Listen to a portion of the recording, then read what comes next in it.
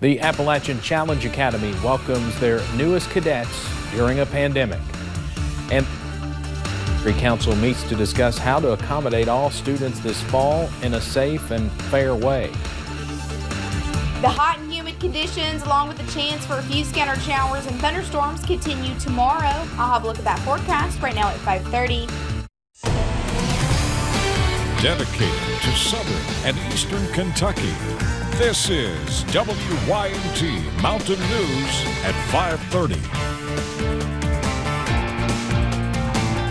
Good evening, I'm Steve Hensley. The Appalachian Challenge Academy in Harlan County welcomed 70 new cadets on Sunday. However, the Academy's intake day was both unusual and unique. WYMT's Dakota Makris spoke with Academy officials and explains how it was different than previous years. Yes, sir. New cadets training with masks on.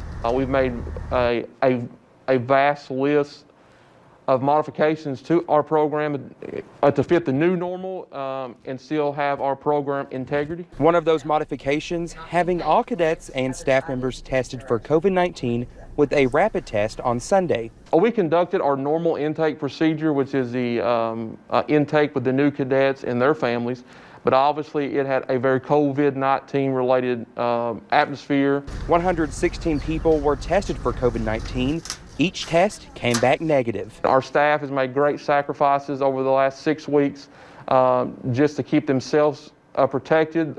We gave up vacations, people gave up travel time. We've had people sacrifice even seeing their own families. That protection ensuring the safety of all cadets like Jared Bugg. One day was long, sitting in a chair reading the gold book, but after that it's going pretty smooth. Like the other cadets, Bugg was tested for COVID-19. Kind of makes your nose run, cry a little bit, but other than that, it's all right. For the Academy, safety is a top priority. Bringing in 70 new individuals that come from 70 different regions, 70 different families, and we had to mitigate that risk. Making sure social distancing is practiced. We have moved our living arrangements around, how kids are bunked, how they're sleeping at night. We've kind of spread those out. Hoping the next 22 weeks is close to normal.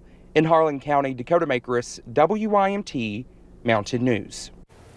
Academy officials say that cadets will wear masks for 2 weeks as an added safety precaution. Congress will soon begin debating the next coronavirus relief package. Negotiations are still underway, but the current GOP proposal is expected to cost around $1 trillion. Negotiators on both sides say school funding will be a priority in this next bill. Senate Majority Leader Mitch McConnell is expected to unveil the Phase 4 relief package this week. Kids in school, jobs, and health care would be the theme of the proposal that we hope to come together and present to our Republicans. President Trump also says he'll be leading a coronavirus task force briefing at 5 p.m. tomorrow, his first since April 27th. New preliminary research is encouraging on 2 coronavirus vaccines being developed outside the United States. Researchers are having promising results with an experimental vaccine being developed by the University of Oxford and the pharmaceutical company AstraZeneca. The study looked at more than 1,000 healthy adults and found the vaccine induced strong antibody and immune responses. Researchers saw the strongest immune response in the 10 people who got 2 doses. Discussions continue about what this upcoming school year will look like. Superintendents agree there could be a need to institute some form of non-traditional instruction during the coming school year. School officials are exploring methods of learning like partial in-person learning, full-time virtual schooling, and partial school district closings. Officials discussed how that might affect each student on a day-to-day basis. That's more of what we might refer to as a blended model, where the kids are getting both in-person instruction and virtual instruction. Discussions leading to the start of school will continue in August at the next Superintendent Advisory Council meeting. The number of worldwide coronavirus infections now stands at 14.3 million. A quarter of those cases are in the United States, where more than 140,000 Americans have died. Infection rates are soaring in Florida, Texas, Arizona, and California. CBS's Chris Martinez has the latest from Los Angeles. For the sixth day in a row, Florida has reported more than 10,000 new coronavirus cases. The state has now passed 360,000 infections. Some hospitals are limiting non-emergency procedures to free up beds, but Governor Ron DeSantis insists there is enough hospital space. We have 25% of the hospital beds are available statewide, and almost 20% of the ICU beds are available. A curfew in Miami Beach starts every night at 8 p.m. because officials say not enough younger people are following guidelines. We've seen larger crowds coming out to Miami Beach, not adhering to social distancing guidelines, not wearing face covers. So we needed to basically tone down the party. Texas health officials say more than 10,000 people are currently hospitalized with the virus. Hospitalizations in California are also surging, leaving some city leaders questioning whether they reopened too soon. Here in Los Angeles, the mayor says the city is on the brink of another stay-at-home order. San Francisco shut down indoor malls and non-essential office buildings today. We have flattened this curve once, and we must do it again. Also today, the state of California postponed all high school sports until at least winter. And the New York Giants and Jets announced their games will be played without a live audience inside MetLife Stadium. Chris Martinez, CBS News, Los Angeles. Today, Mississippi's governor ordered a mask mandate in 23 of the state's 82 counties, saying, quote, COVID-19 is spreading and killing in our state. It is not a hypothetical, it is happening. And Louisiana's governor, John Bel Edwards, announced he is joining faith leaders for 3 days of fasting and prayer beginning today as his state battles COVID-19. And starting Wednesday, the Bahamas is temporarily banning travelers from the United States.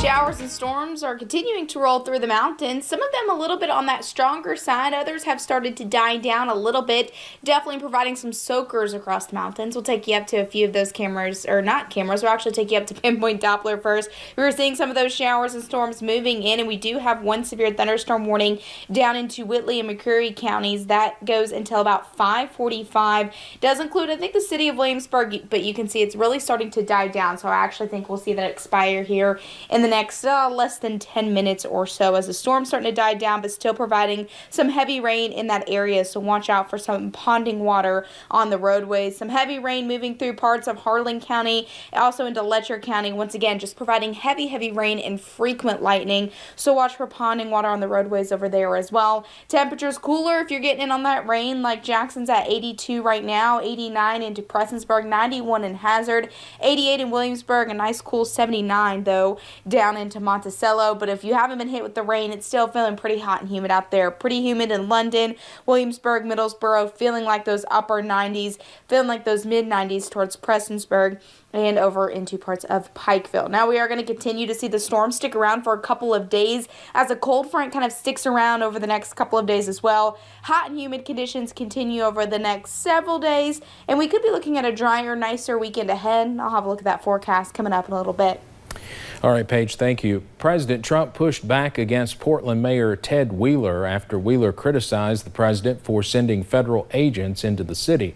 During the weekend, federal forces moved in on protesters who smashed fencing and set a fire outside the federal courthouse. Activists in Portland have been keeping up demonstrations for nearly 2 months. Oregon Attorney General Ellen Rosenblum is now suing several federal agencies for certain tactics used during the protest. As July is flying by, the November election just gets closer. And this morning, U.S. Senate candidate Amy McGrath spoke to members of the Madison County Democratic Women's Club. She gave her thoughts on how leaders on both sides of the aisle are dealing with the ongoing pandemic. McGrath calls for independents, Democrats, and Republicans to unite during these trying times. We all need to come together.